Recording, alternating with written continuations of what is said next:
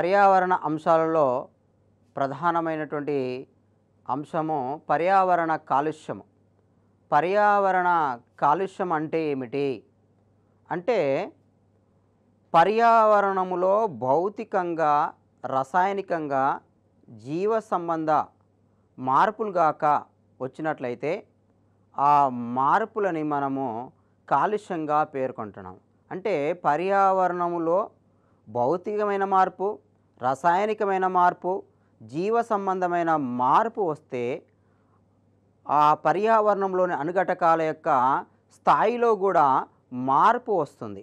కాబట్టి ఆ మార్పుని మనము కాలుష్యంగా పేర్కొంటున్నాము. ఒక్క మాటలో చెప్పాలంటే పర్యావరణములో ఉన్నటువంటి భౌతికమైనటువంటి మార్పు, పర్యావరణములోని రసాయనిక మార్పు, పర్యావరణంలోని జీవ సంబంధమైన మార్పునే మనము పర్యావరణ కాలుష్యం అని పిలుస్తున్నాము. ఈ పర్యావరణ కాలుష్యము లేదా ఎన్విరాన్మెంటల్ పొల్యూషన్కి కారణం ఏమిటి అంటే అణుఘటకాలు. ఆ అణుఘటకాలను ఏమంటున్నామంటే కాలుష్య కారకాలు అని పిలుస్తాము. కాలుష్య కారకాలు, వీటినే మనము పొల్యూటెంట్స్ అని పిలుస్తున్నాము. పర్యావరణములో కాలుష్యాన్ని కలుగచేసేటువంటి కారకాలను మనము కాలుష్య కారకాలు అని పిలుస్తున్నాము. వాటిని మనము పొల్యూటెంట్స్ అని పిలుస్తున్నాము. ఈ పొల్యూటెంట్స్ మరి ఎన్ని రకాలుగా ఉంటాయి అంటే సాధారణంగా అయితే ఇప్పుడు నేరుగా వాతావరణంలో కలిసేటువంటి కాలుష్య కారకాలని మనము ప్రాథమిక కాలుష్య కారకాలను పిలుస్తాము. అలాగే ప్రాథమిక కాలుష్య కారకాలు వాతావరణములో ఉన్నటువంటి అణుఘటకాలతో రసాయన చర్యను నొంది ఆ తర్వాత వివిధ రకాల ప్రభావంలో పాల్గొన్నట్లయితే, వివిధ రకాల చర్యల్లో పాల్గొన్నట్లయితే వాటిని మనము ద్వితీయ కాలుష్య కారకాలు అని పిలుస్తాము. అంటే కాలుష్య కారకాలు పరిశ్రమల నుంచి నేరుగా, వాహనాల నుంచి నేరుగా వాతావరణంలోకి విడుదలైతే వాటిని ప్రాథమిక కాలుష్య కారకాలు అన్నాము. ఉదాహరణగా క్లోరైడ్స్, నైట్రోజన్ ఆక్సైడ్స్, అలాగే మనకు సల్ఫర్ డయాక్సైడ్, ఇవి ప్రాథమిక కాలుష్య కారకాలకు ఒక ఉదాహరణగా చెప్పవచ్చు. అలాగే ద్వితీయ కాలుష్య కారకాలంటే వాతావరణంలోకి చేరినటువంటి ప్రాథమిక కాలుష్య కారకాలు వాతావరణంలో ఉన్నటువంటి అణుఘటకాలతో రసాయనిక చర్య నొంది మార్పు చెందడమే. ఆ మార్పు చెందిన రూపాన్ని మనము ద్వితీయ కాలుష్య కారకం అంటున్నాము. ఉదాహరణ ఓజోనే కావచ్చు, ఇంకా మనకు పెరాక్సీ అస్టైల్ నైట్రేటే కావచ్చు, పాన్ కావచ్చు, ఇవి ద్వితీయ కాలుష్య కారకాలకు ఉదాహరణ. అంతేకాకుండా ఈ కాలుష్య కారకం యొక్క స్వభావం ఆధారంగా కాలుష్య కారకాలను మనము రెండు రకాలుగా విభజించుకుంటున్నాము. ఒకటి ఏమిటేవి జీవ విచ్ఛిన్నము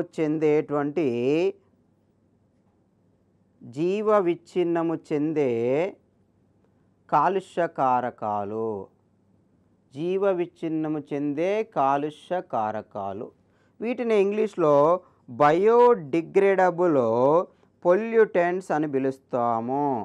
బయోడిగ్రేడబుల్ పొల్యూటెంట్స్ అని పిలుస్తాము. అంటే విచ్ఛిన్నము చెందేటువంటి కాలుష్యకారు లేదా జీవ విచ్ఛిన్నము చెందేటువంటి కాలుష్య కారకాలు. జీవ విచ్ఛిన్నము చెందేటువంటి కాలుష్య కారకాలని బయోడిగ్రేడబుల్ పొల్యూటెంట్స్ అని పిలుస్తున్నాము. మరి రెండవ రకం ఏమిటి అంటే జీవ విచ్ఛిన్నము చెందని కాలుష్య కారకాలు.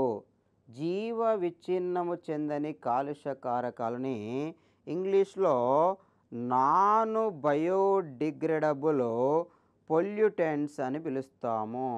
నాన్ బయోడిగ్రేడబుల్ పొల్యూటెంట్స్ అని వేటిని పిలుస్తాము? మరి జీవ విచ్ఛిన్నం చెందేటువంటి లేదా బయోడిగ్రేడబుల్ పొల్యూటెంట్స్ అని వేటిని పిలుస్తాము? అంటే ఇక్కడ బయోడిగ్రేడబుల్ పొల్యూటెంట్స్కి ఉదాహరణ మనకు కాగితము, పేపరు, నారలు, మొదలగునటువంటి. అలాగే జీవ విచ్ఛిన్నము చెందనటువంటి కాలుష్య కారకాలకు ఉదాహరణ మనము పాలిథీన్ తీసుకుంటాము, లేదా ప్లాస్టిక్ను తీసుకుంటాము. అలాగే అల్యూమినియంతో తయారు చేయబడినటువంటి కొన్ని ఉత్పన్నాలను కూడా, క్యాన్లను కూడా తీసుకోవచ్చు. అంటే ఇవి జీవ విచ్ఛిన్నము చెందినటువంటి కాలుష్య కారకాలకు ఉదాహరణ పాలిథిన్, ప్లాస్టిక్, అలాగే అల్యూమినియంకి సంబంధించినటువంటి ఉత్పత్తులు. ఇంకా జీవ విచ్ఛిన్నము చెందేటువంటి లేదా బయోడిగ్రేడబుల్ పొల్యూటెంట్స్ అనగానే మనకు పేపర్ కానీ, నారలు కానీ, ఇక ఇతర పదార్థాలను కూడా తీసుకోవచ్చు. అంటే ఏమిటి ఇక్కడ జీవ విచ్ఛిన్నము చెందనంటే మొత్తమే విచ్ఛిన్నం చెందవా? లేదు. అంటే సాధారణంగా తక్కువ కాలంలో విచ్ఛిన్నము చెందకుండా ఎక్కువ సమయం తీసుకొని విచ్ఛిన్నము చెందేటువంటి కాలుష్య కారకాలను మనము జీవ విచ్ఛిన్నము చెందని కాలుష్య కారకాలు లేదా నాన్ బయోడిగ్రేడబుల్ పొల్యూటెంట్స్ అని పిలుస్తాం. అంటే ఇవి విచ్ఛిన్నం చెందడానికి 100 సంవత్సరాలు పట్టవచ్చు, ఆపై ఎక్కువ సమయం కూడా పట్టవచ్చు. అదే జీవ విచ్ఛిన్నము చెందేటువంటి లేదా బయోడిగ్రేడబుల్ పొల్యూటెంట్స్కు తక్కువ కాలంలోనే అవి విచ్ఛిన్నం చెందుతాయి. అంటే తక్కువ కాలములో విచ్ఛిన్నము చెందేటువంటి వాటిని మనము బయోడిగ్రేడబుల్ అంటున్నాము. విచ్ఛిన్నము చెందని లేదా చాలా ఆలస్యంగా విచ్ఛిన్నం చెందేటువంటి కాలుష్య కారకాలను మనము నాన్ బయోడిగ్రేడబుల్ పొల్యూటెంట్స్ అని పిలుస్తున్నాము. ఇక్కడ పాలిథిన్ అనేది చాలా ముఖ్య ఉదాహరణగా మీరు గుర్తుపెట్టుకోవాలి. ప్లాస్టిక్ కూడా మీరు చక్కటి ఉదాహరణగా గుర్తుపెట్టుకోవాలి. ఇవి చాలా ఎక్కువ కాలం తీసుకునేటువంటి నాన్ డిగ్రేడబుల్ పొల్యూటెంట్స్, ఇవి ప్రమాదకరమైనటువంటి పొల్యూటెంట్స్ కూడా. ఇంకా మరి ఈ కాలుష్యం యొక్క రకాలుగా తీసుకున్నట్లయితే ఈ కాలుష్యము ఎన్ని రకాలుగా మనం విభజించుకోవచ్చును? సాధారణంగా కాలుష్యాన్ని మనము వాయు కాలుష్యమని లేదా వాతావరణ కాలుష్యమని ఒక రకంగా చెప్పుకుంటాం. జల కాలుష్యము లేదా మనము ఏమంటున్నాము హైడ్రో పొల్యూషన్ అంటున్నాము. మూడవది నేల కాలుష్యము లేదా సాయిల్ పొల్యూషన్ అంటున్నాము.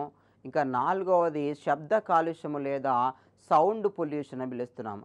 అంటే కాలుష్యాన్ని మనము సులభంగా 4 రకాలుగా విభజించుకున్నాము. ఒకటి ఎయిర్ పొల్యూషన్ లేదా అట్మాస్ఫియరిక్ పొల్యూషన్, దాన్నే మనము వాయు కాలుష్యం లేదా వాతావరణ కాలుష్యం అంటున్నాము. రెండవది హైడ్రో పొల్యూషన్ లేదా వాటర్ పొల్యూషన్ లేదా జల కాలుష్యం అంటున్నాము. మూడవది సాయిల్ పొల్యూషన్ లేదా నేల కాలుష్యం అని పిలుస్తున్నాము లేదా భౌమ కాలుష్యం అని పిలుస్తున్నాము. నాలుగవది శబ్ద కాలుష్యము లేదా సౌండ్ పొల్యూషన్ అని పిలుస్తున్నాము. ఓకే, ఇప్పుడు మనము వాయు కాలుష్యం గురించి మాట్లాడుకునే కంటే ముందుగా సాధారణంగా కాలుష్యాన్ని కలగచేసేటువంటి కారకాలు ఏంటివి అంటే కాలుష్య కారకాలు అన్నాము. మరి ఈ కాలుష్య కారకాలు ఎక్కడెక్కడి నుండి విడుదలవుతున్నాయి అంటే ముఖ్యంగా చెప్పాలంటే పరిశ్రమల నుంచి మనకు కాలుష్య కారకాలు విడుదలవుతున్నాయి. ఇంకా శిలాజ ఇంధనాలను మండించడం ద్వారా మనకు కాలుష్య కారకాలు విడుదలవుతున్నాయి. శిలాజ ఇంధనాలు బయోఫ్యూయల్స్ అని పిలుస్తాము. అంటే మనకు సాధారణంగా నేల నుంచి లభించినటువంటిది, అది బొగ్గే కావచ్చు లేదా మనకు వచ్చినటువంటి సహజ వాయువే కావచ్చు, అది పెట్రోలే కావచ్చు లేదా డీజిలే కావచ్చు, వీటిని మండించడము ద్వారా వాతావరణంలోకి విడుదలైనటువంటి కాలుష్య కారకాలను కాలుష్యాన్ని కలగచేస్తాయి. కాబట్టి శిలాజ ఇంధనాలను మండించడం ద్వారా మనకు కాలుష్య కారకాలు విడుదలవుతున్నాయి. వాహనాలలో ఉపయోగిస్తున్నటువంటి ఇంధనాలు మండడం ద్వారా అంటే వాహనాల నుండి మనకు కాలుష్య కారకాలు విడుదలవుతున్నాయి. నెక్స్ట్ వ్యవసాయంలో వాడుతున్నటువంటి సాధనాల నుండి కానీ లేదా వ్యవసాయంలో ఉపయోగిస్తున్నటువంటి మనకు వివిధ రసాయనాల కూడా కాలుష్యాన్ని కలగచేస్తున్నాయి. అలాగే భార లోహాలు హెవీ మెటల్స్ కూడా కాలుష్యాన్ని కలగజేస్తున్నాయి. ఘన పదార్థాలు, వివిధ రకాల ఘన పదార్థాలు మనకు కాలుష్యాన్ని కలగచేస్తున్నాయి. కాబట్టి ఇక్కడ కాలుష్యాన్ని కలగచేసేటువంటి ప్రధానమైనటువంటి ఆ అంశాలు ఏంటివో మనము మాట్లాడుకోవడం జరిగింది. ఇప్పుడు కాలుష్య రకాలలో మొదటి రకం ఏమిటి అంటే మనకు వాయు కాలుష్యము. వాయు కాలుష్యం గురించి మాట్లాడుకుందాము. దీన్నే ఎయిర్ పొల్యూషన్ అని పిలుస్తున్నాము. ఈ ఎయిర్ పొల్యూషన్ అంటే వాతావరణ కాలుష్యము. ఈ వాతావరణ కాలుష్యానికి కారణమగునటువంటి కారకాలు ఏంటి అనగానే ఒక లిస్టును తయారు చేసుకుందాం.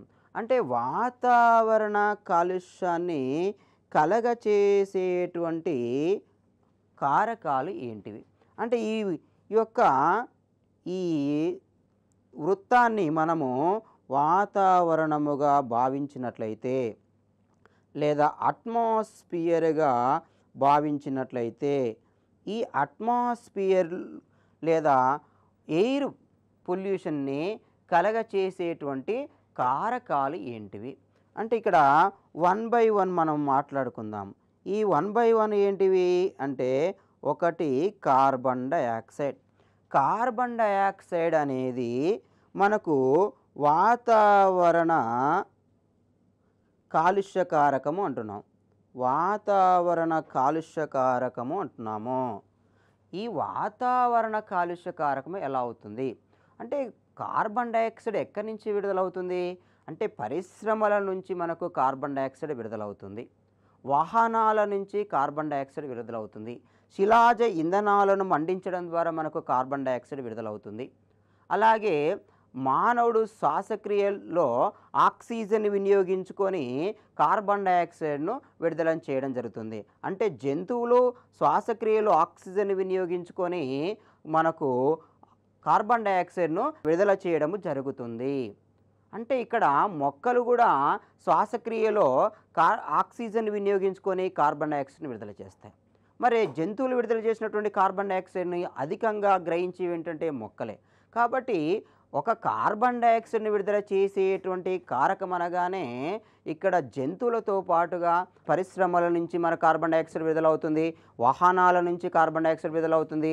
శిలాజ ఇంధనాలు మండించడం ద్వారా మనకు కార్బన్ డయాక్సైడ్ విడుదలవుతుంది. ఇలా వాతావరణంలోకి విడుదలైనటువంటి కార్బన్ డయాక్సైడ్ యొక్క పరిమాణం గాక పెరిగినట్లయితే సాధారణంగా ఎంత కార్బన్ డయాక్సైడ్ వాతావరణంలో ఉంటుంది అంటే 0.03 నుంచి ఇది సాధారణంగా 0.03 నుంచి 0.04% ఉంటుంది. ఇంత ఉంటే అసలు సమస్య లేదు. ఇంతకంటే ఎక్కువ అవుతాయి 0.03 నుండి 1%కో లేదా 2%కో పోతే వాతావరణంలో అనేక మార్పులు జరుగుతాయి.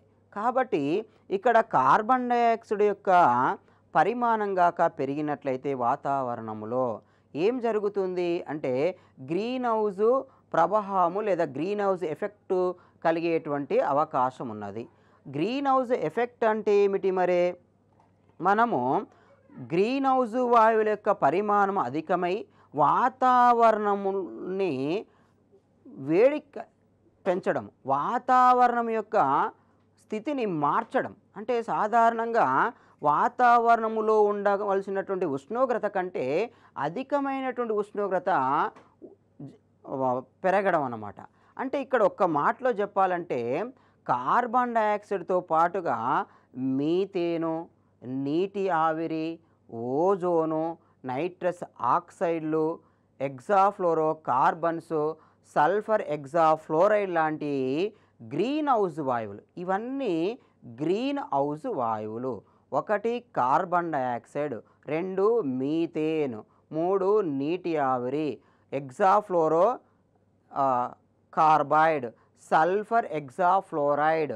ఇలా మనము గ్రీన్ హౌస్ వాయువుల గురించి మాట్లాడుకున్నట్లయితే ఈ గ్రీన్ హౌస్ వాయువులు వాతావరణంలోకి విడుదలై వాతావరణములో ఉష్ణోగ్రతను అధికం చేస్తున్నాయి. అధికం చేయడానికి కారణం ఏమనుకుంటున్నాము అంటే ఆ సౌరశక్తిలో ఉన్నటువంటి వికిరణాన్ని ప్రధానంగా సూర్యుని నుంచి విడుదలయ్యేటువంటి ఆ కాంతిని శోషించి ఆ వాతావరణం యొక్క ఉష్ణోగ్రతను అధికం చేస్తున్నాయి. దాన్నే మనము గ్రీన్ హౌస్ ఎఫెక్ట్ అని పిలుస్తున్నాం. గ్రీన్ హౌస్ వాయువుల ద్వారా వచ్చిన ప్రభావం కాబట్టి దాన్ని గ్రీన్ హౌస్ ఎఫెక్ట్ అని పిలుస్తున్నాము. అంటే కార్బన్ డయాక్సైడ్ ఫలితంగా పరిమాణం పెరగడం ఫలితంగా గ్రీన్ హౌస్ ఎఫెక్ట్ వస్తుంది. రెండవది గ్లోబల్ వార్మింగ్ జరుగుతుంది. కాబట్టి ఇక్కడ కార్బన్ డయాక్సైడ్ గురించి మనము తప్పనిసరిగా చదువుకోవాల్సిన అవసరం ఉన్నది. తర్వాత రెండవ కాలుష్య కారకం ఏంటిది? Carbon monoxide.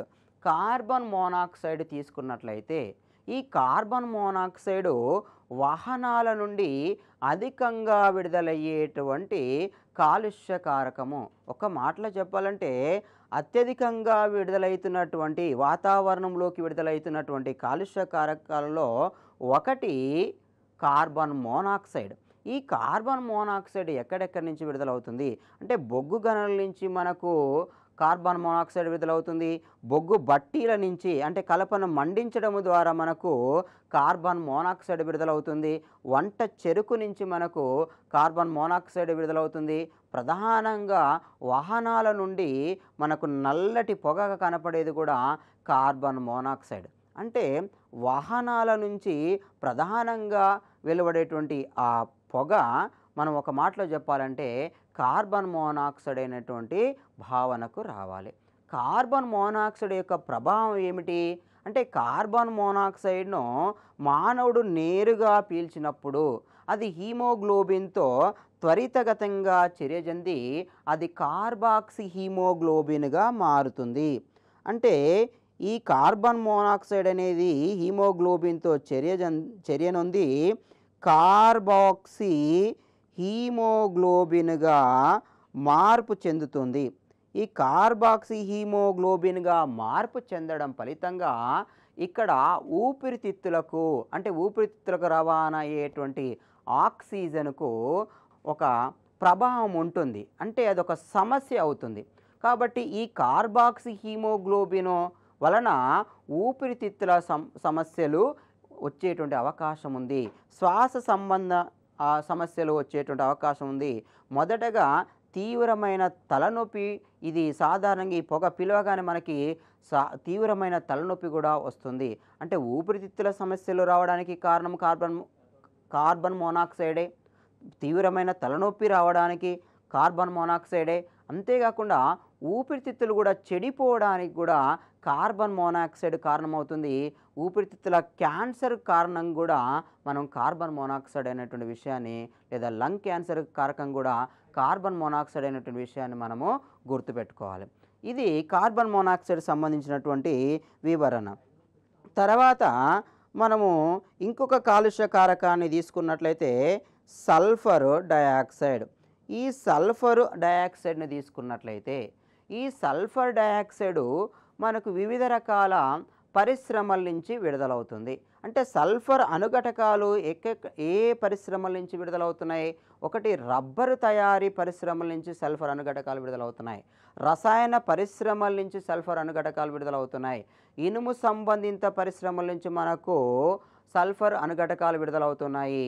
ఇక ఇతర పరిశ్రమలది నూనె శుద్ధి కర్మాగారాల నుంచి కూడా మనకు ఈ సల్ఫరు అణుఘటకాలు విడుదలవుతున్నాయి. అవక్షేప శిలలు అవి విచ్ఛిన్నము చెందినప్పుడు కూడా మనకు సల్ఫర్ అణుఘటకాలు వాతావరణంలో కలుస్తున్నాయి. అంటే ఈ రకంగా అంటే వివిధ రకాల ఏరియాల నుంచి ప్రధానంగా రబ్బరు తయారీ పరిశ్రమల నుంచి, రసాయన పరిశ్రమల నుంచి, ఇనుము సంబంధిత పరిశ్రమల నుంచి, అలాగే నూనె శుద్ధి కర్మాగారాల నుంచి ప్రధానంగా సల్ఫర్ కాలుష్య కారకాలు. అంతేకాకుండా ఈ అవసాదన శిలలు విచ్ఛిన్నము చెందినప్పుడు విస్ఫోటనం చెందినప్పుడు కూడా మనకు సల్ఫర్ అణుఘటకాలు వాతావరణంలోకి విడుదలవుతున్నాయి. ఈ సల్ఫర్ అణుఘటకాలు వాతావరణంలోకి విడుదలైనప్పుడు ఏం జరుగుతుంది అంటే సల్ఫర్ ఈ అణుఘటకాలు వాతావరణంలోకి విడుదలైనప్పుడు ఈ వాతావరణంలో ఉన్నటువంటి నీటితో అంటే సాధారణంగా వర్షపు పడేటప్పుడు వర్షములో ఉన్నటువంటి నీటితో సల్ఫర్ అణుఘటకాలు చర్య నొందితే అప్పుడు సల్ఫ్యూరిక్ ఆమ్లము వస్తుంది. ఆ సల్ఫ్యూరిక్ ఆమ్లము ఏమవుతుంది? అది ఒక ప్రబలమైనటువంటి ఆమ్లము, గాఢమైనటువంటి ఆమ్లము. అది ఈ వివిధ రకాల కట్టడాలను అది విచ్ఛిన్నము చెందించగలదు. కాబట్టి సల్ఫ్యూరిక్ ఆమ్లం అనేది ఇక్కడ పాలరాతి కట్టడాలను విచ్ఛిన్నము చెందిస్తుంది అనేటువంటి విషయాన్ని మనము గుర్తుపెట్టుకోవాలి. ఇక్కడ మనము పాలరాతి కట్టడం అనగానే మనకు తాజ్ మహల్ గుర్తొస్తుంది. తాజ్ మహల్‌లో ఏం జరిగింది అంటే తాజ్ మహల్ కట్టడం అనేది పాలరాతి కట్టడము. ఈ పాలరాతి పైన పసుపు చారలు లేదా పసుపు గారెలు ఏర్పడ్డాయి. ఏమంటున్నాను? పసుపు చారలు లేదా పసుపు గారెలు ఏర్పడ్డాయి. ఈ పసుపు చారలకు కారణం ఏమిటి అంటే ఆమ్ల వర్షం. అంటే ఇక్కడ మనం ఇంకేం మాట్లాడుకోవాలంటే ఆమ్ల వర్షం గురించి మాట్లాడుకోవాలి. ఆమ్ల వర్షము, యాసిడ్ రెయిన్ లేదా యాసిడ్ రెయిన్స్ అంటున్నాము. ఆమ్ల వర్షాలు ఎలా వస్తాయి?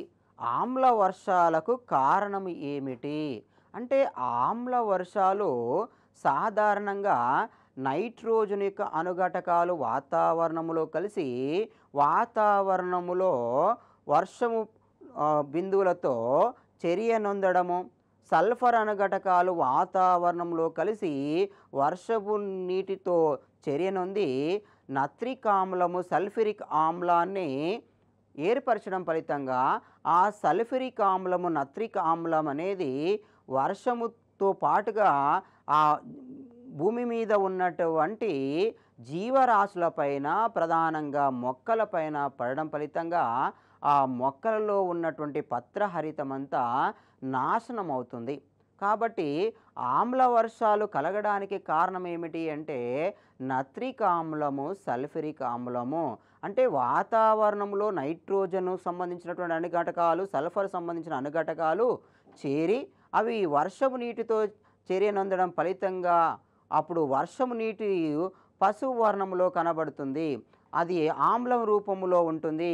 కాబట్టి దాన్ని ఆమ్ల వర్షము లేదా యాసిడ్ రెయిన్ అని పిలుస్తున్నాము. ఆమ్ల వర్షానికి కారణము నైట్రోజన్ అణుఘటకాలు, సల్ఫర్ అణుఘటకాలు అనే విషయం మీరు తప్పనిసరిగా గుర్తుపెట్టుకోవాలి. ఈ ఆమ్ల వర్షాల వల్ల ప్రధానంగా ఏం జరుగుతుంది అంటే పాలరాతి కట్టడాలపైన పసుపు వర్ణములో ఉన్నటువంటి చారలు లేదా గారెలు ఏర్పడతాయి. అంటే అప్పుడు ఏం జరుగుతుంది మరి పాలరాతి మీద? ఆ పాలరాతి మీద ప్రధానంగా ఆ క్షయం చెందడం, పాలరాతి యొక్క పొర క్షయం చెందడం ఫలితంగా అక్కడ చారలు ఏర్పడుతున్నాయి. దాన్ని మనము పసుపు చారలు లేదా పసుపు గారెలు అని పిలుస్తున్నాము. మరి ఇక్కడ ఒక్క తాజ్‌మహల్ చుట్టూ ఉన్నటువంటి పరిసరాలే కారణము ఈ యొక్క తాజ్‌మహల్ కట్టడం పైన పసుపు చారలు ఏర్పడడానికి కారణము అనే విషయం మీరు గుర్తుపెట్టుకోవాలి. ఎందుకు? ఆ తాజ్‌మహల్ చుట్టూ రబ్బరు తయారీ పరిశ్రమలు ఉన్నాయి, ఇంకా రసాయన పరిశ్రమలు ఉన్నాయి, తోళ్ళ పరిశ్రమలు ఉన్నాయి, ఇనుప సంబంధిత పరిశ్రమలు ఉన్నాయి, ఇంకా నూనె శుద్ధి కర్మాగారాలు ఉన్నాయి. ఇవన్నీ ఉండడం ఫలితంగా ఇవి విడుదల చేసినటువంటి అణుఘటకాలు వాతావరణంలో ఉన్నటువంటి పొగకు, దుమ్ముతో, మసితో కలిసి అవి వచ్చి తాజ్‌మహల్ కట్టడం మీద పడడం ఫలితంగా ఆ తాజ్‌మహల్ కట్టడం పైన మనకు ఆ పాలరాతి పైన మనకు పసుపు చారలు లేదా పసుపు గారెలు ఏర్పడుతున్నాయి. వాయు కాలుష్యాన్ని ప్రభావితం చేసేటువంటి కారకాల గురించి మాట్లాడుకుంటున్నాము. వాయు కాలుష్యము లేదా వాతావరణ కాలుష్యాన్ని అనేక కారకాలు ప్రభావితం చేస్తున్నాయి. అందులో కొన్ని కాలుష్య కారకాల గురించి మనము ప్రధానంగా చర్చించినట్లయితే అవి 1 carbon dioxide, 2 carbon monoxide, 3 sulphur dioxide, 4 nitrogen ఆక్సైడ్లు, 5 ఇనుము లేదా ఐరను, ఆస్బెస్టాస్ లేదా కంకర, 7 పదార్థ రేణువులు, గాలిలో తేలియాడే పదార్థ రేణువులు లేదా సస్పెండెడ్ పార్టికులేట్ మ్యాటరు, 8 మ్యాంగనీసు, 9 వస్త్ర పరిశ్రమల నుంచి విడుదలయ్యేటువంటి దూది, 10 బొగ్గు గనుల నుంచి వచ్చేటువంటి అణుఘటకాలు. ఇవన్నీ కాలుష్య కారకాలు అని మనము గుర్తించడం జరిగింది. అవి ప్రధానంగా వాయు కాలుష్య కారకాలు. ఈ వాయు కాలుష్య కారకాల్లో మొదటిది కార్బన్ డయాక్సైడ్ గురించి మాట్లాడుకున్నాము, రెండవది కార్బన్ మోనాక్సైడ్ గురించి మాట్లాడుకున్నాము, మూడవది సల్ఫర్ డయాక్సైడ్ గురించి మాట్లాడుకున్నాం. ఈ సల్ఫర్ డయాక్సైడు కాడికి వచ్చేసరికి ఈ సల్ఫర్ డయాక్సైడ్ నైట్రోజన్ ఆక్సైడ్లకు సంబంధం ఉన్నది. ఏమిటి? సల్ఫర్ డయాక్సైడ్ నైట్రోజన్ ఆక్సైడ్లు అయితేనేమో ప్రాథమిక కాలుష్య కారకాలని పిలువబడుతున్నాయి. ఈ నైట్రోజన్ ఆక్సైడ్లు సాధారణంగా వాతావరణంలో ఉన్నటువంటి అణుఘటకాలతో చర్యనుంది అవి వేరొక అణుఘటకాలను తయారు చేస్తున్నాయి. వాటిని మనము ద్వితీయ కాలుష్య కారకాలు లేదా సెకండరీ పొల్యూటెంట్స్ అని పిలుస్తున్నాము. ఆ ద్వితీయ కాలుష్య కారకాల్లో ప్రధానమైనటువంటిది మనకు పెరాక్సీ ఎస్టైల్ నైట్రేట్. అంతేకాకుండా ఆక్సిజన్ గాక తీసుకున్నట్లయితే ఆక్సిజను వాతావరణంలో ఉన్నటువంటి ఆక్సిజన్తో చర్య నొందినప్పుడు అది ఓజోనుగా మార్పు చెందుతుంది. ఆ ఓజోను కూడా మనకు ద్వితీయ కాలుష్య కారకంగా పిలువబడుతుంది. ఇక్కడ ఓజోన్ అని మాట్లాడుకుంటున్నాము. ఓజోను పొర సంరక్షణకు సంబంధించి మనకు తయారు చేయబడినటువంటి లేదా వచ్చినటువంటి ప్రోటోకాల్ ఏమిటి అంటే ఇక్కడ ఓజోను సంరక్షణకు సంబంధించినటువంటి ప్రోటోకాల్ గురించి మాట్లాడినట్లయితే అది మాంట్రియల్ ప్రోటోకాల్. ఈ మాంట్రియల్ ప్రోటోకాల్ గురించి అందరికీ అవగాహన ఉండాలి. మాంట్రియల్ ప్రోటోకాల్ ఈ ఓజోను పొర సంరక్షణకు సంబంధించినటువంటి ప్రోటోకాల్ ఏమిటి అంటే మాంట్రియల్ ప్రోటోకాల్. ఈ మాంట్రియల్ ప్రోటోకాలు సాధారణంగా దేనికి సంబంధించినది అనేటువంటి అంశము అడగడం జరుగుతుంది. ఇక్కడ సాధారణంగా పోటీ పరీక్షల్లో ఓజోను పరిరక్షణకు సంబంధించినటువంటి ఒప్పందము లేదా ఒప్పంద అంశాలు ఏ ప్రోటోకాల్లో చర్చించడం జరిగింది అనే ప్రశ్న అడగడం జరుగుతుంది. అప్పుడు మనకు బాన్ ఒప్పందం అని, మాంట్రియల్ ప్రోటోకాల్ అని లేదా రంసార్ ఒప్పందం అని ఇంకా ఏది కాదు అనేటువంటి ఆప్షన్లు ఇవ్వడం జరుగుతుంది. కాబట్టి అభ్యర్థులు ఓజోను పరిరక్షణకు సంబంధించినటువంటి ఒప్పందం అనగానే లేదా ప్రోటోకాల్ అనగానే మనకి మాంట్రియల్ ప్రోటోకాల్ గుర్తు రావాలి. మాంట్రియల్ ప్రోటోకాలు మొదటగా ఎప్పుడు ఏర్పడడం జరిగింది అంటే ఎప్పుడు వచ్చింది అది అంటే 1987వ సంవత్సరంలో మొదటగా మాంట్రియల్ ప్రోటోకాల్ తయారైంది. ఈ 1987లో తయారైనటువంటి ఈ మాంట్రియల్ ప్రోటోకాల్లో ఎన్ని దేశాలు సంతకం చేయడం జరిగింది అంటే 24 దేశాలు మొదటగా సంతకం చేశాయి. మరి మాంట్రియల్ ప్రోటోకాల్లో ఏ అంశాన్ని చేర్చడం జరిగింది అంటే సాధారణంగా మాంట్రియల్ ప్రోటోకాల్ ఏం చేసింది అంటే అంటార్కిటికా ఆ ఖండం పైన ఉన్నటువంటి ఆ ఓజోను పొర యొక్క రంధ్రాన్ని పరిశీలించి ఆ ఓజోను పొర వినాశనానికి దారితీసేటువంటి క్లోరోఫ్లోరో కార్బన్స్ను నియంత్రించాలనేటువంటి ఒక అంశాన్ని ఆ ప్రోటోకాల్లో చేర్చడం జరిగింది. అంటే మాంట్రియల్ ప్రోటోకాల్ వచ్చిన తర్వాత అంటార్కిటికా ఖండంపై ఉన్నటువంటి లేదా అంటార్కిటికా ప్రాంతములో ఉన్నటువంటి ఆ ఓజోను పొర సన్నబడమే రంధ్రం అంటున్నాము.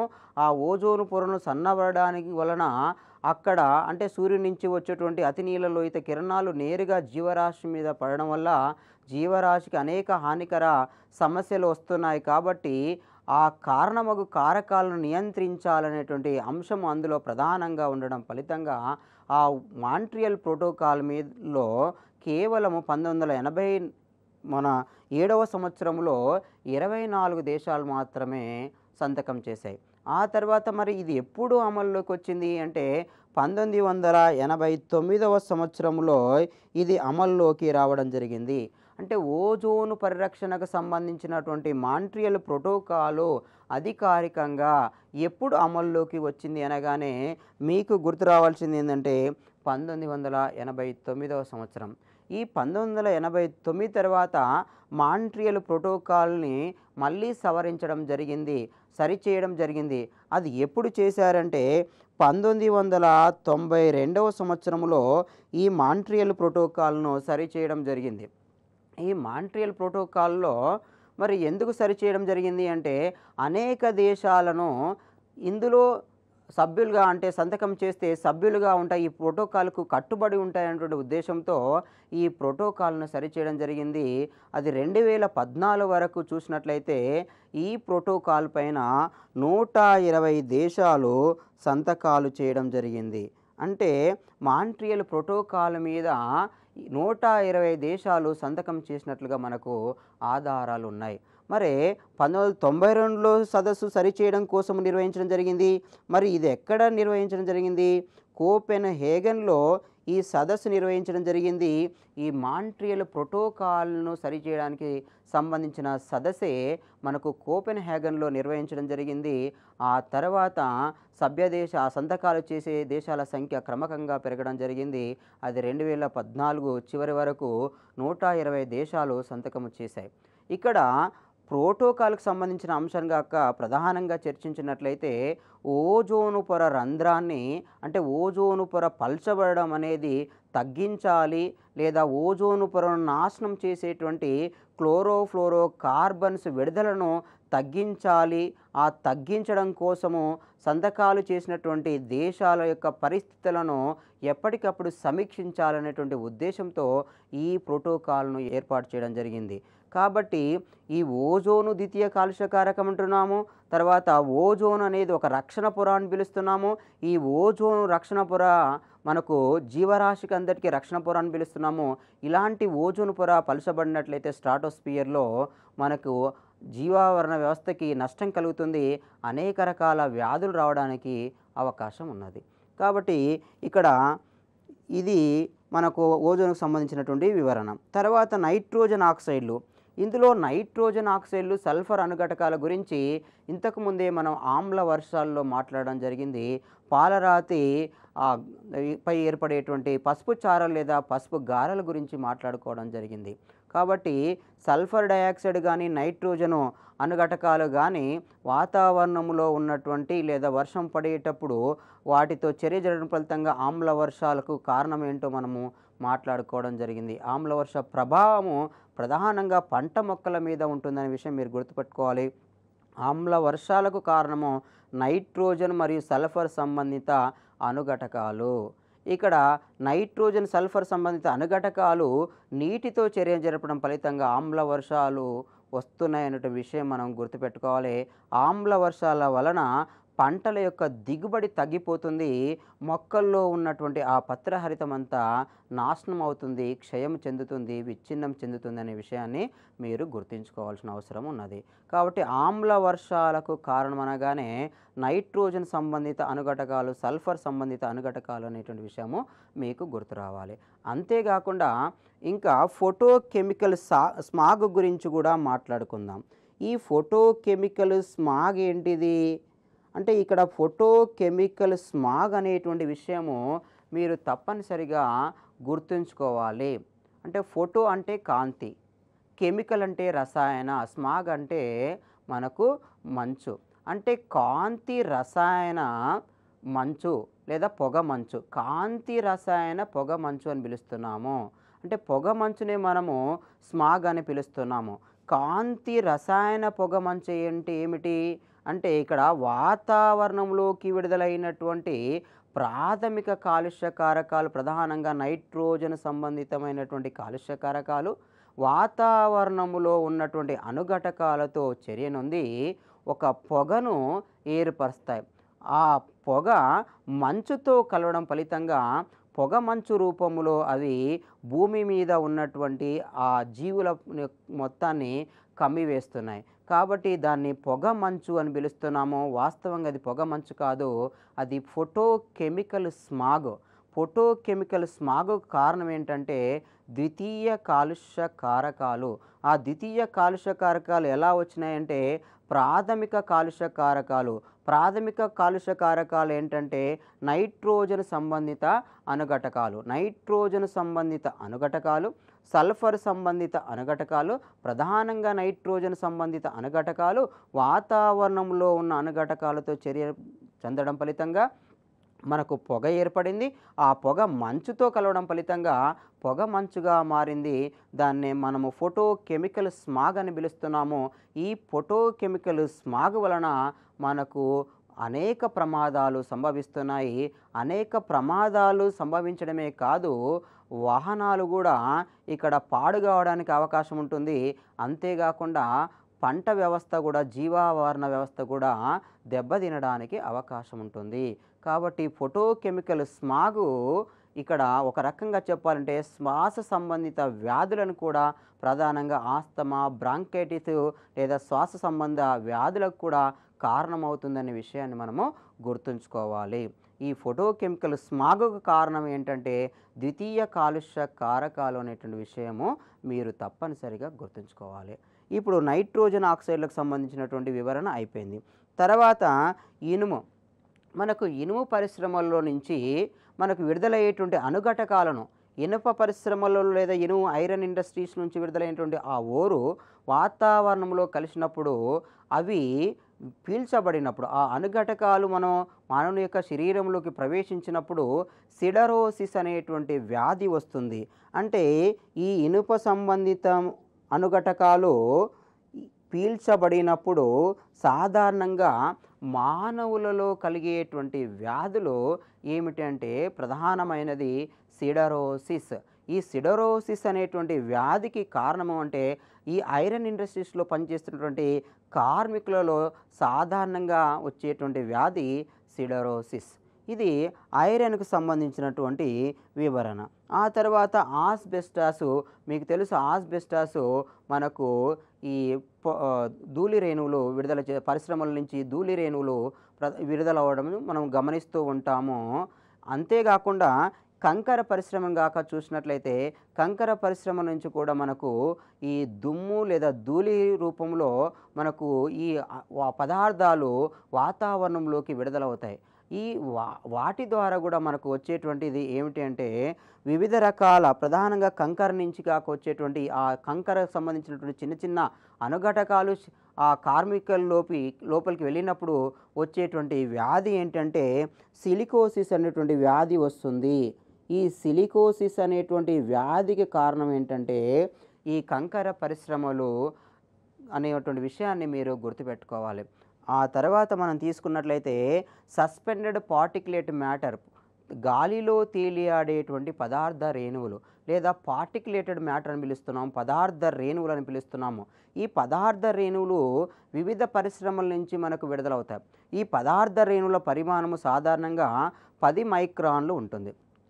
కొన్ని పదార్థ రేణువులు 2.5 నుంచి 5 మైక్రాన్లు ఉండవచ్చు. మరికొన్ని పదార్థ రేణువులు 5.0 నుంచి 10 మైక్రాన్ పరిమాణంలో ఉండవచ్చు. అంటే సాధారణంగా పదార్థ రేణువులు అనగానే 10 మైక్రాన్ల కంటే తక్కువగా ఉన్నటువంటి పరిమాణంలో ఉన్నటువంటి మన ఆ అణుఘటకాలను, రేణువుల రూపంలో ఉన్న అణుఘటకాలను మనము సస్పెండెడ్ పార్టిక్యులేట్ మ్యాటర్ అని పిలుస్తాము. ఈ సస్పెండెడ్ పార్టిక్యులేట్ మ్యాటర్ ప్రధానంగా గాలిలో తేలియాడే రేణువులని పిలుస్తున్నాము. వీటి ద్వారా కూడా మనకు జీవరాశులకు నష్టము సంభవిస్తుంది. కాబట్టి ఇందులో ఏరోసాల్స్ తీసుకున్నాం అనుకోండి, ఏరోసాల్స్లో కూడా ఇవి పదార్థ రేణువులే. ఈ ఏరోసాల్స్ కూడా ఏరోసాల్స్లో ప్రధానంగా రిఫ్రిజిరేటర్స్, ఏసీల నుంచి విడుదలయ్యేటువంటి ఏరోసాల్స్లో ఏముంది మనకు క్లోరోఫ్లోరో కార్బన్స్ అనేటువంటి ఒక వాతావరణ కాలుష్య కారకం ఉన్నది. కాబట్టి ఈ ఏరోసాల్స్లో ఉన్నటువంటి ఈ క్లోరోఫ్లోరో కార్బన్ అనేటువంటి కాలుష్య కారకము నేరుగా అది ఓజోన్ పొరను విచ్ఛిన్నం చేయడం జరుగుతుంది. కాబట్టి ఇలాంటి ఏరోసాల్స్ అనేవి వాతావరణంలో స్వేచ్ఛగా తేలియాడేటువంటి రేణువులు అనే విషయాన్ని మనము గుర్తుంచుకోవాలి. ఆ తర్వాత మనము మ్యాంగనీస్. ఇక మ్యాంగనీస్ సంబంధించినటువంటి ప్రభావం చూసినట్లయితే మ్యాంగనీస్ పరిశ్రమల నుంచి ఇవి మనకు మ్యాంగనీస్ రేణువులు విడుదలవుతాయి. ఇవి ప్రధానంగా శ్వాస సంబంధించినటువంటి సమస్యలను కలగచేస్తాయి.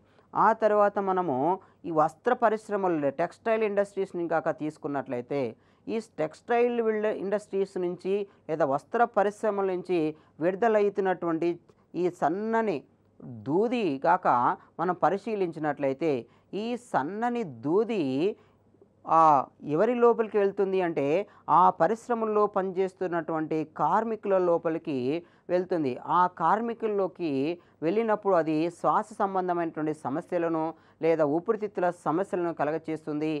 ఆ వ్యాధిని మనము బిసినోసిస్ అని పిలుస్తాము.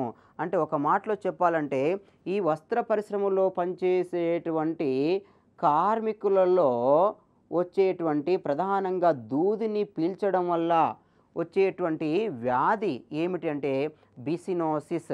ఈ బిసినోసిస్‌కు కారణం ఏంటంటే సన్నటి పరిమాణంలో ఉన్నటువంటి సూక్ష్మ పరిమాణంలో ఉన్నటువంటి దూది అనేటువంటి విషయాన్ని మనము గమనించాలి. అది దూది పరిశ్రమలు లేదా వస్త్ర పరిశ్రమలు లేదా టెక్స్టైల్ ఇండస్ట్రీస్‌లో పనిచేసేటువంటి కార్మికుల్లో వచ్చేటువంటి వ్యాధి. ఆ తర్వాత బొగ్గు గనులు తీసుకున్నట్లయితే ఈ బొగ్గు గనులు తవ్వినప్పుడు కానీ లేదా బొగ్గు గనులు రోజు పనిచేస్తున్నటువంటి కార్మికుల్లో కానీ మనము సాధారణంగా వచ్చేటువంటి మనం గమనించేటువంటి సమస్య ఏంటంటే ఊపిరితిత్తుల సమస్య. అంటే సాధారణంగా ఈ బొగ్గు గనుల నుంచి విడుదలయ్యేటువంటి వాయువులు వాళ్ళ యొక్క ఊపిరితిత్తుల మీద ప్రభావాన్ని చూపుతాయి. అప్పుడు ఊపిరితిత్తుల సమస్యలు వస్తాయి. ఆ ఊపిరితిత్తుల సంబంధిత వ్యాధిని న్యూమోకోనియాసిస్ అని కూడా పిలుస్తాము. అంటే ఈ బొగ్గు గనులలో పనిచేసేటువంటి కార్మికులలో వచ్చేటువంటి వ్యాధి ఏమిటంటే న్యూమోకోనియాసిస్ లేదా న్యూమోకోనియోసిస్ అని కూడా పిలుస్తాము. అంటే బొగ్గు గనులను తవ్వడం వలన కానీ లేదా బొగ్గు గనులలో పనిచేయడం వలన కానీ ఆ కార్మికులలో ఆ ఊపిరితిత్తుల సంబంధిత సమస్యలు ప్రధానంగా న్యూమోకోనియాసిస్ అనేటువంటి వ్యాధి రావడం అనేది మనము తరచుగా గమనిస్తూ ఉంటాము. ఇవి ప్రధానమైనటువంటి వాతావరణ కాలుష్య కారకాలని మనము మాట్లాడుకోవడం జరుగుతుంది. కాబట్టి వాతావరణ కాలుష్య కారకాల గురించి మీరు తప్పనిసరిగా లేదా వాయు కాలుష్య కారకాల గురించి మీరు తప్పనిసరిగా తెలుసుకోవాల్సినటువంటి అవసరం ఉన్నది. ఎందుకంటే ఇంతకుముందు చాలాసార్లు పోటీ పరీక్షల్లో ఈ వాయు కాలుష్యం మీద ప్రశ్నలు అడగడం జరిగింది. అందులో ఒక ప్రశ్నగాక మనం పరిశీలించినట్లయితే కార్బన్ డయాక్సైడ్ మీద వచ్చినట్లుగా మనము మాట్లాడుకుంటాము. కార్బన్ డయాక్సైడ్ మీద ఎలాంటి ప్రశ్నలు వచ్చినాయి, కార్బన్ మోనాక్సైడ్ మీద ఎలాంటి ప్రశ్నలు వచ్చినాయి, నైట్రోజను లేదా సల్ఫర్ సంబంధితమైనటువంటి అణుఘటకాల మీద ఎలాంటి ప్రశ్నలు వచ్చినాయో మనం మాట్లాడుకుందాం. వాయు కాలుష్యాన్ని కలగచేసేటువంటి కారకాల గురించి మనం మాట్లాడుకున్నాము. వాయు కాలుష్యాన్ని కలగచేసే కారకాల మీద వివిధ రకాల ప్రశ్నలు రావడం జరిగింది. ఇప్పుడు ఆ ప్రశ్నల గురించి మనము మాట్లాడుకుందాము. ప్రధానంగా కార్బన్ డయాక్సైడ్ మీద వచ్చేటువంటి ప్రశ్నలు, తర్వాత నైట్రోజన్ ఆక్సైడ్ల మీద వచ్చేటువంటి ప్రశ్నలు, ఆ తర్వాత సల్ఫర్ సంబంధిత అణుఘటకాల మీద వచ్చే ప్రశ్నలు, ఆ తర్వాత ఇక ఇతర అణుఘటకాల ద్వారా వచ్చే వ్యాధుల సంబంధిత ప్రశ్నలు ఇప్పుడు మనము చర్చిద్దాం. వాతావరణంలో కార్బన్ డయాక్సైడ్ ఏ ప్రభావాన్ని కలగచేయును? 1 green house effect, 2 global warming, 3 1 మరియు 2 4 ఓజోను డిప్లీషను అంటే ఓజోను పొర విచ్ఛిన్నము. ఇక్కడ వాతావరణంలో ఉన్నటువంటి కార్బన్ డయాక్సైడ్ నేరుగా వాతావరణాన్ని ప్రభావితం చేస్తుంది. ఆ వాతావరణంలో వచ్చేటువంటి మార్పు అంటే ఉష్ణోగ్రతల మార్పుని మనము గ్రీన్ హౌస్ ఎఫెక్ట్ అని పిలుస్తున్నాము. అంటే గ్రీన్ హౌస్ ఎఫెక్ట్ అనేది ఒక సంబంధిత ప్రభావము. అంతేకాకుండా రెండవది కూడా సంబంధం ఉంది, గ్లోబల్ వార్మింగ్. ఈ గ్లోబల్ వార్మింగ్ అంటే ఏంటిది? భూమి వేడెక్కడం. ఇక్కడ ప్రశ్న ఏంటిది? వాతావరణంలో CO2 ఏ ప్రభావాన్ని, అంటే వాతావరణానికి మాత్రమే మనం పరిమితమై ఆన్సర్ చేయాలి. కాబట్టి గ్లోబల్ వార్మింగ్ అంటే ఏంటిది? భూమి వేడెక్కడాన్ని మనం గ్లోబల్ వార్మింగ్ అని పిలుస్తున్నాము. కాబట్టి ఇది వాతావరణానికి సంబంధించింది కాదు. రెండవది 1 మరియు 2 అన్నాము, ఇది కూడా కాదు. ఓజోన్ డిప్లీషన్ అన్నాము. ఓజోన్ డిప్లీషన్కి కారణం ఏమి అనుకుంటున్నాం మనము? గ్రీన్ హౌస్ వాయువులు అయితేనేమో green house effect, ozone depletion కారణము క్లోరోఫ్లోరో కార్బన్స్ అనుకున్నాం. కాబట్టి ఆన్సర్ అప్పుడు ఏమవుతుంది అంటే గ్రీన్ హౌస్ ఎఫెక్టు ఆన్సర్ అవుతుంది. కాబట్టి కొంచెము లాజికల్గా ఆలోచించి మనము ఆన్సర్ చేసినట్లయితే మనము ఎలాంటి ప్రశ్నకైనా ఆన్సరు చేయగలుగుతాము.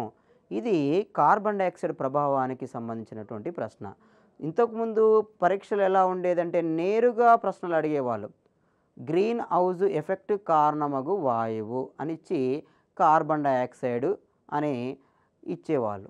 కాబట్టి ఇక్కడ నేరుగా ప్రశ్నలు అడిగేటువంటి విధానం పోయి కొంచెం ఆలోచించి సమాధానాన్ని గుర్తించేటువంటి ప్రశ్నలు మనకు ఇవ్వడం జరుగుతుంది.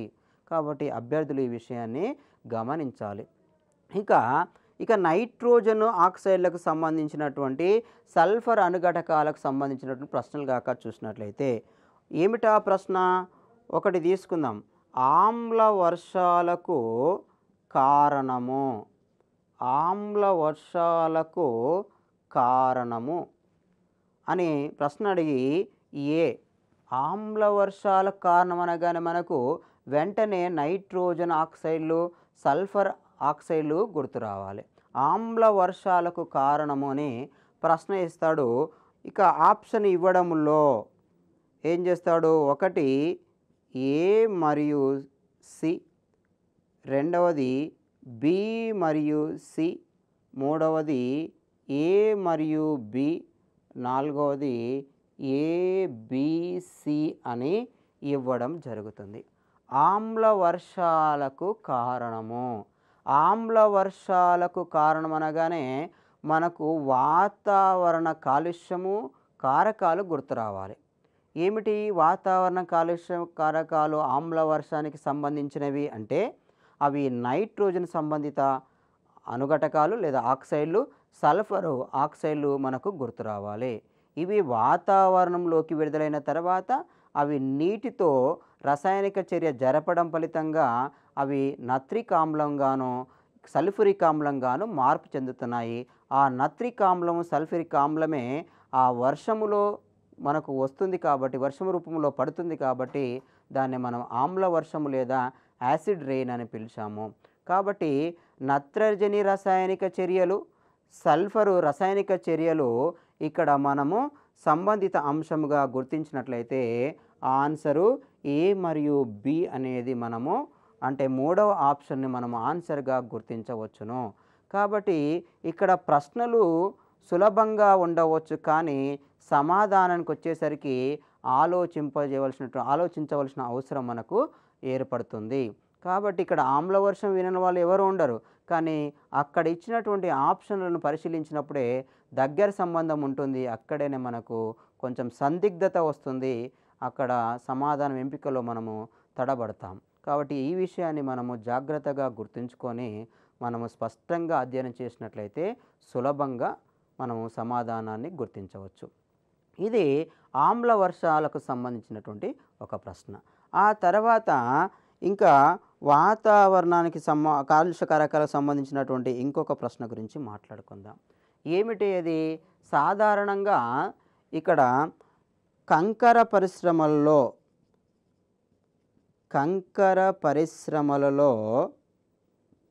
పనిచేసేటువంటి కార్మికులకు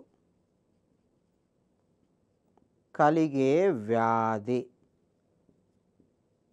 కంకర పరిశ్రమల్లో పనిచేసే కార్మికులకు కలిగే వ్యాధి ఏమిటి అని ఇచ్చి ఒకటి బిసినోసిస్,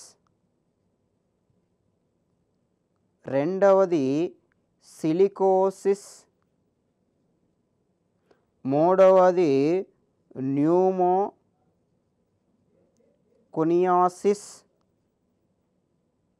నాలుగవది పైవన్నీ అనిస్తాడు. ఇక్కడ కంకర పరిశ్రమల్లో పనిచేసేటువంటి కార్మికులకు కలిగే వ్యాధి ఏమిటి? ఇక్కడ మనము ముందే మాట్లాడుకోవడం జరిగింది. ఇక్కడ మనకు దూది పరిశ్రమల్లో పనిచేసేటువంటి కార్మికులకు కలిగేటువంటి వ్యాధిని బిసినోసిస్ అని మాట్లాడుకున్నాము.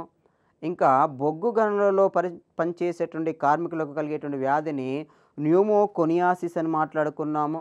అలాగే కంకర పరిశ్రమల్లో పనిచేసేటువంటి కార్మికులకు కలిగేటువంటి వ్యాధిని మనము సిలికోసిస్ అని మాట్లాడుకున్నాము. కాబట్టి ఇక్కడ సిలికోసిస్ అనేది సమాధానం అని గుర్తించాలి. కానీ దీనికి లింకప్ ఏమొచ్చింది అంటే పైవన్నీ అనేటువంటి అంశము మనకు ఇక్కడ సందిగ్ధతకు కారణం తీస్తుంది. కాబట్టి విద్యార్థులు ఒక ప్రశ్నకు సమాధానం గుర్తించేటప్పుడు పైవన్నీని జాగ్రత్తగా గమనించాలి. అలాగే ఏది కాదును సరిగ్గా అంచనా వేయాలి. అలాగే దగ్గర సంబంధం కలిగినటువంటి అంశాలను కూడా గుర్తు తెచ్చుకోవాలి.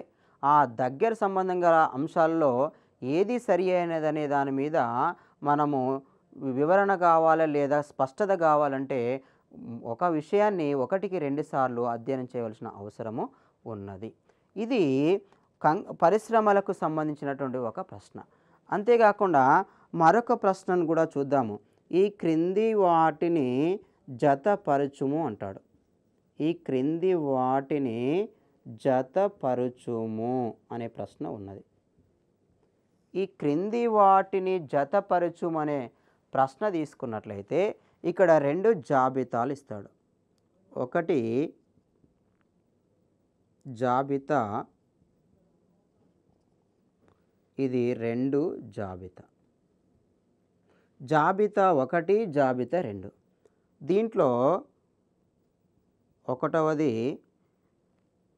మనకి బొగ్గు గనులు,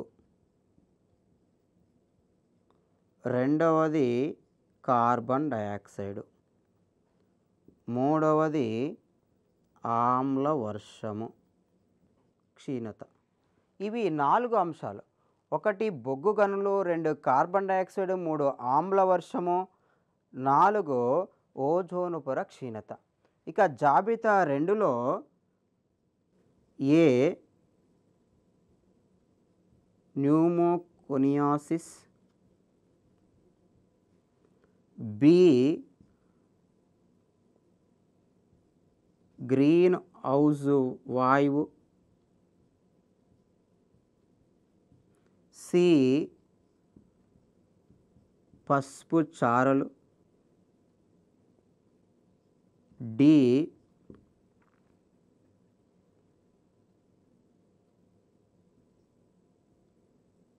సిఎఫ్సిలు, ఈ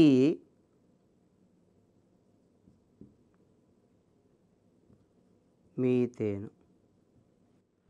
ఇలా జాబితా 2లో 5 అంశాలు ఇస్తాడు.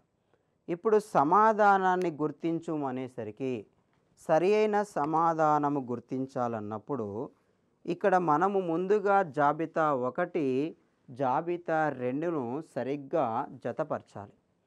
అలా జతపరిచిన తర్వాతనే మనము ఈ సమాధానంలోకి వెళ్ళాలి.